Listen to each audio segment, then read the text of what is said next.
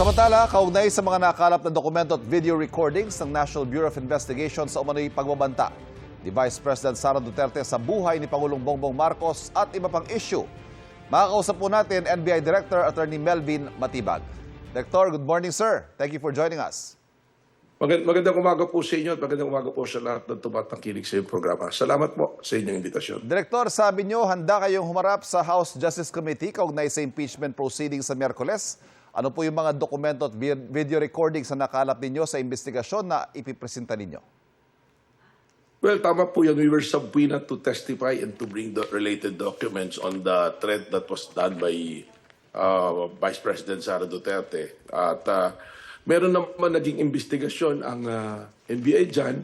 At kung ano yung naging parte ng investigasyon na yun, na siya rin aming ginamit para maglatag ng kaso sa DOJ, siya rin dadalhin at itetestify ng NBI sa impeachment hearing dyan sa Wednesday. May bago po ba?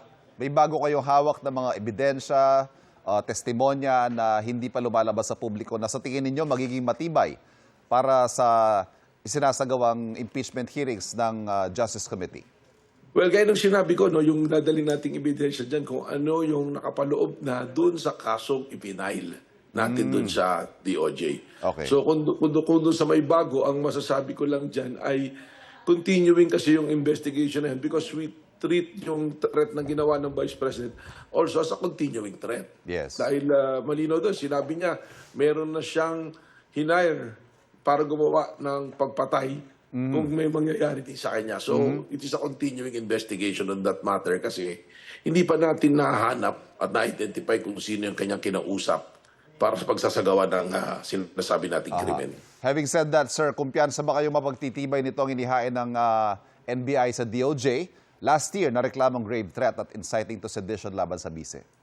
Well, inaantay nga natin yung desisyon ng DOJ on that matter and palagay ko naman matibay yung ebidensya dahil kami naman sumusunod kami doon sa mga regulasyon at batas na itinakda ng Department of Justice sa pag-prosecute ng mga kaso. Kaya sinigurado natin na yung magiging kaso na to ay nababatay sa basihan ng DOJ kung ano yung isasampang kaso sa korte. Director, naisaalang-alang ba na sa naging pahayag noon ng bise, sinabi niya yan na may context na kapag pinatay raw siya, kaya siya nag-contract ng killer to do those things. May value ho ba yun? Yung sinabi niyang may context yun? Well, may value yun kasi ano yan actual threat yan Hindi naman parang biro-biro lang yan kasi sinabi pa niya nga paulit-ulit, no joke Kaya naniniwala ka na mabigat yung kaso na yan at kumpleto ang elemento ng kaso sa kanyang ginawa na pagbabanta sa pamilya at sa tatlong taong nabanggit doon. May natukoy na ho ba kayo na lead o kaya may, yung sinasabing kinontrata daw ng bise para yun nga, i-carry out yung killings na yun should something happen to her?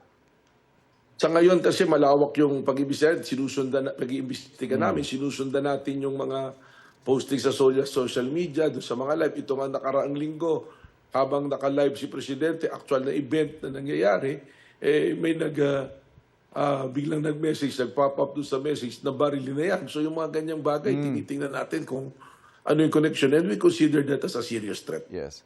Si Pangulo ho ba may mga specific instructions siya kaugnay nitong issue na to? Well, alam niyo po, ang Pangulo natin, pagdating sa ganyang bagay, hindi naman tayo para pakialaman. Hindi po niya ginagawa yan. Malinaw naman po. At alam niya, nung tayo tinalaga dyan, malinaw ang mandato ng National Bureau of Investigation na lahat ng kriminalidad, lahat ng gawain na lalabag sa batas, kailangang aksyonan ng National Bureau of Investigation. Pantay-pantay po na pag-aksyon at oras at pagtingin po sa bawat kasong dumarating po sa aming tanggapan. So he does not issue instructions to you? Wala directly? po. Wala pong instruction na ganyan na specific po. Direktor, may bako. Kaugnay naman sa reklamang paglabag sa Anti-Trafficking Persons Act at Comprehensive Dangerous Drugs Act na inihain po ng NBI laban sa asawa at anak ni dating Congressman Mike Defensor. Kaugnay ito sa ni-raid na KTV bar noong isang linggo, ano po yung naging basihan ng reklamong ito? Well, meron pong mga reklamo na at nakakarating na intel sa amin na itong Chicago KTV bar dyan po sa Ortigas, sa Pasig, ay ginagawa po na prostitution din at drug den din at the same time. So, nagkaroon po kami ng surveillance for almost a month, mga 3 linggo po yan. At doon napatunayan namin na yung po mga reklamo sa amin, mga sumbong sa amin at yung intel report ay positibo po. Kaya naman po naganda kami ng pagkilos after coordinating with several agencies. Saka po namin ginawa yung pagkilos po na i-raid po at i-rescue ang mga biktima po ng human trafficking. At na-establish ho ba yung koneksyon ng mag-ina dito po sa illegal activity? Malinaw po, napakalinaw po dahil meron po tayong hawak na SEC documents, yung pong kanilang registro ng negosyo dyan po sa City of Pasig, doon po at ano po mga pangalan po ng asawa at anak po ni Mike Defensor. Sila po ba'y tumugon na sa sampinan ninyo?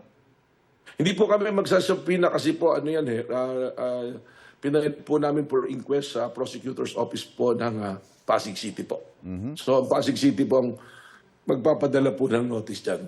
Maring ngayong araw na ito po kasi Friday po natapos yung filing po niyan Okay.